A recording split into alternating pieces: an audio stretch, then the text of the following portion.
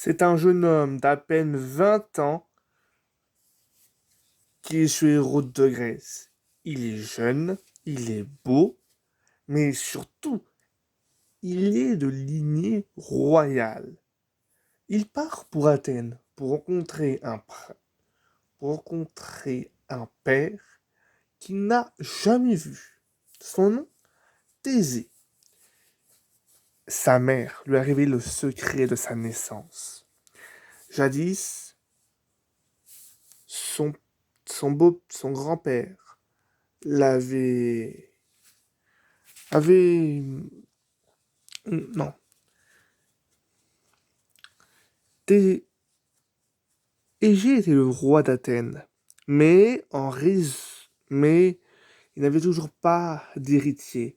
Il savait que s'il ne trouvait pas d'héritier mâle, ou même s'il n'avait pas un héritier tout court, le, sa dynastie s'effondrerait après lui. Il possédait donc la fille d'un roi voisin, et de cette union naquit Achille. Mais la veille de l'accouchement, mais avant de s'offrir à Égée, la mère d'Achille a été violée par Poséidon. Donc, il est fils à la fois de Égée et de Poséidon. Mais Égée, à la naissance de l'enfant, n'a pas voulu l'emmener chez lui, à Athènes, pour cause le roi a de nombreux ennemis. La ville est remplie de personnages plus, plus saugrenus et même plus démoniaques les uns que les autres. Il laissa son épée et ses sandales sous un rocher et dit à Achille que, une fois qu'il sera en âge de porter les armes, il sera. Il trouvera ce personne. Il, il, il trouve. Il essaie de sauver ce rocher et il trouvera les indices qui est caché. Les années passèrent, Thésée grandit et essaya de sauver le rocher. Il parvint sans peine. Il allait trouver les sandales et et l'épée que Égée avait laissée. Et il partit. Il partit pour Athènes, pour réclamer la place qui lui revenait de droit, celle d'héritier du trône d'Athènes.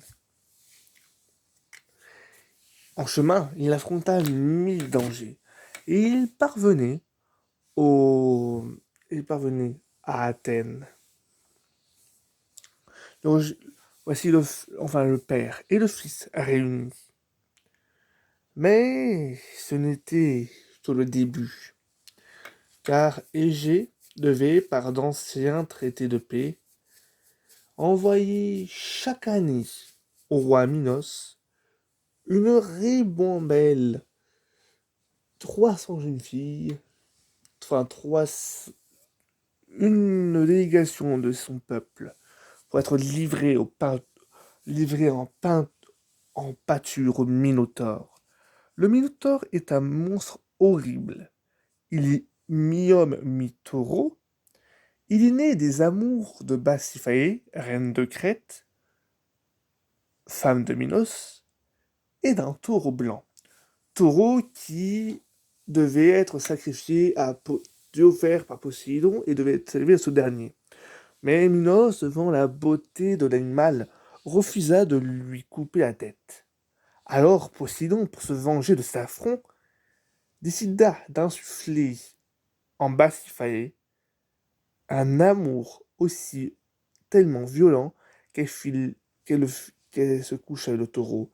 Et de cette union illégitime et complètement contre nature est né le Minotaure. Minos, honteux d'avoir laissé sa femme accoucher d'un autre que lui, qui plus est d'un animal, a laissé, a laissé enfin le Minotaure, dans un labyrinthe dans lequel, construit par Dédale, un brillant architecte exilé en Crète.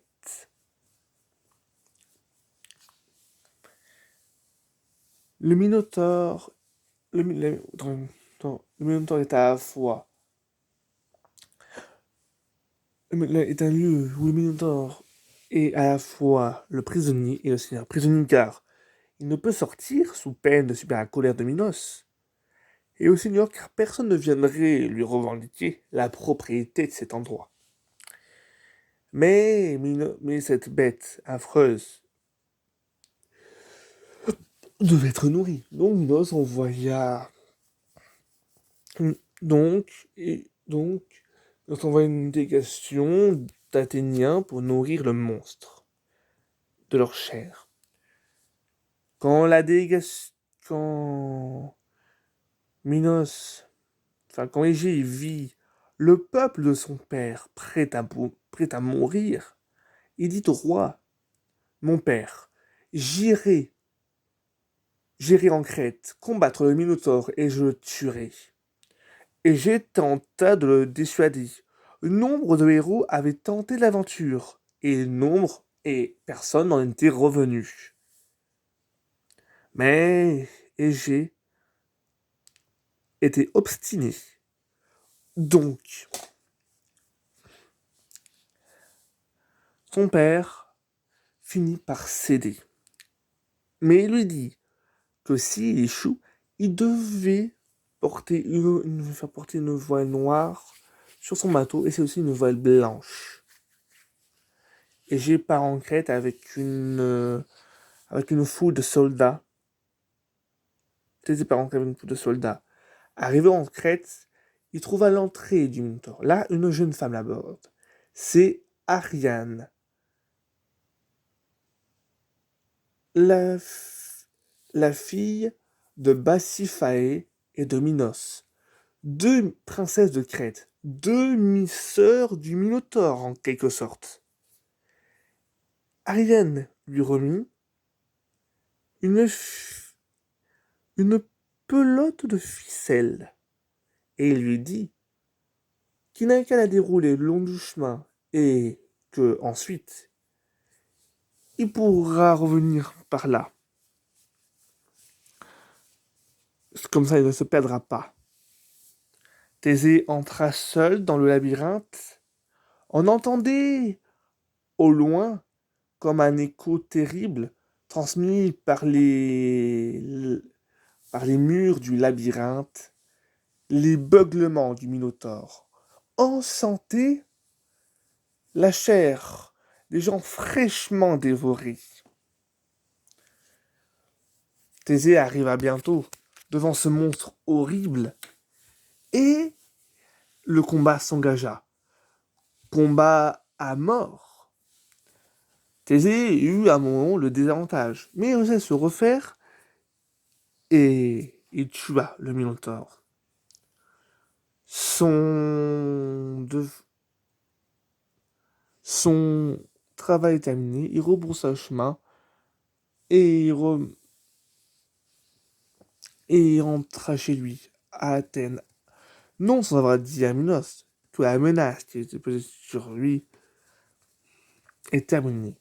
Et que par conséquent, le traité aussi.